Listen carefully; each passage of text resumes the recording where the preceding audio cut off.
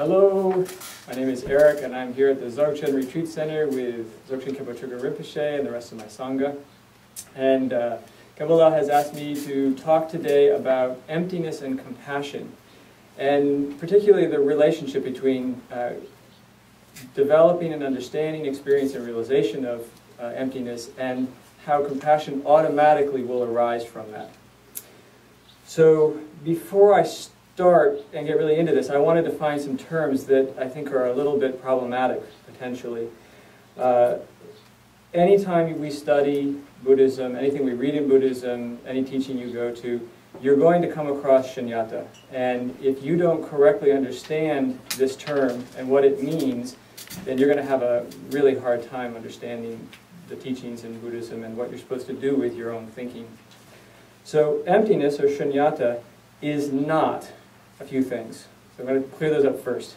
Emptiness is not an entity. It's not a thing. It's not something that truly exists in any way. So if you hear emptiness and you think it's something, like out of emptiness this arises, then you're going to be really off track, because you can't have emptiness be something, right? Emptiness is never permanent. It's never independent. It is never nothingness either. So these are both important. Emptiness is never something, and it's never nothing. If you have either of those two ideas, we're going to be in real trouble as we get to compassion. So to understand what that means, it's important to understand what a truly existing thing is, right? Or would be, if you could ever find one. A truly existing thing can never change, because if it changed, it would be something different, right? Because a truly existing thing always is exactly what it always was, right? It can't change. It can't be something different. And a truly existing thing will always be exactly what it is. It will always, therefore, continue to be what it always is now. Sorry, that's a little bit stumbling over some words, but it's important. If it's permanent, truly existing, independent, it will never ever change, and it will never have been anything different. So that's important. Another thing is, that's opposed to something that is an impermanent thing. So if something is impermanent, that means it's changing, and if it's changing, it means that it's dependent upon causes and conditions. So these two things become really important later on. So what is emptiness? Emptiness is a description of a state beyond extremes. Okay? So, emptiness is free from truly existing or being an entity.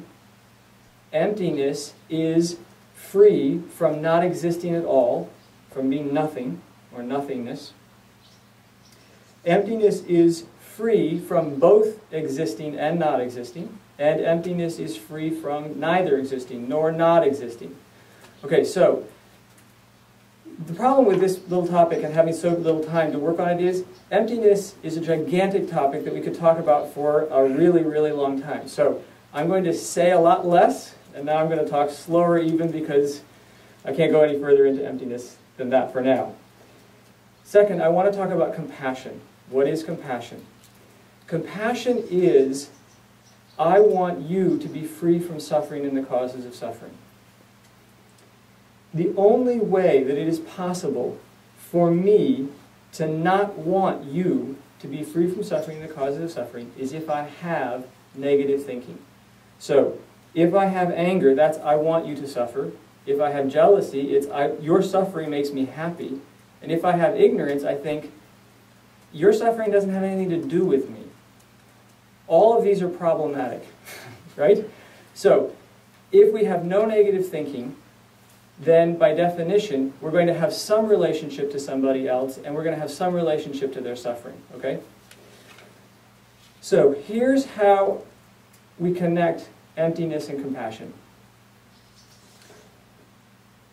All of my understanding, experience, and realization of emptiness will automatically give rise to compassion, because the nature of suffering, right, works in a particular way. So, suffering itself is empty of truly existing. It's empty of being independent. It's empty of being unchanging. Therefore, suffering by itself is dependent upon causes and conditions. If you understand what those causes and conditions are, then you can know that suffering not only can change, but how to change it. So for instance, in relation to my own suffering, when I know that my suffering is empty, I know that my suffering can change. The more I understand the emptiness of my suffering, the more I understand its causes and conditions. When I understand what causes my suffering, my negative thinking, and the power of my negative thinking, then I know that I can reduce my suffering by reducing my negative thinking and the power of my negative thinking, right? That is compassion to me. My renunciation is, I want to renounce my negative thinking, my anger, jealousy, greed, pride, and stupidity, because it is the cause of my suffering. I don't want to suffer. I have compassion to myself, right? Just as your suffering is the result of your negative thinking, when I want you to be free from suffering, I know that's possible because I know where your suffering comes from. I know it is not a permanent thing. I know it can change. I know it is empty of true existence. Therefore, I want you to be free from suffering.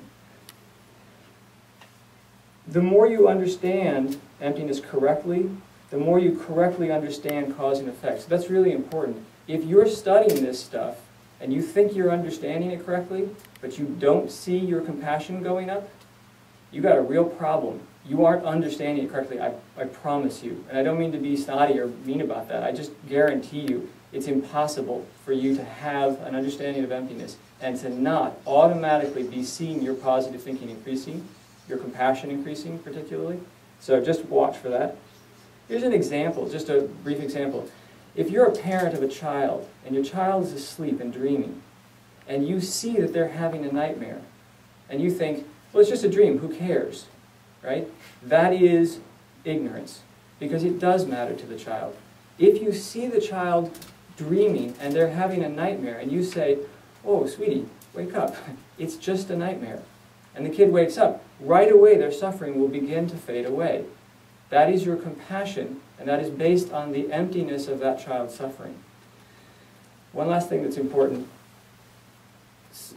Emptiness of suffering does not mean we don't experience suffering. Of course we experience suffering. That would be that second extreme. Suffering is empty, therefore it doesn't exist at all, right? We already said that doesn't happen. That's totally not possible.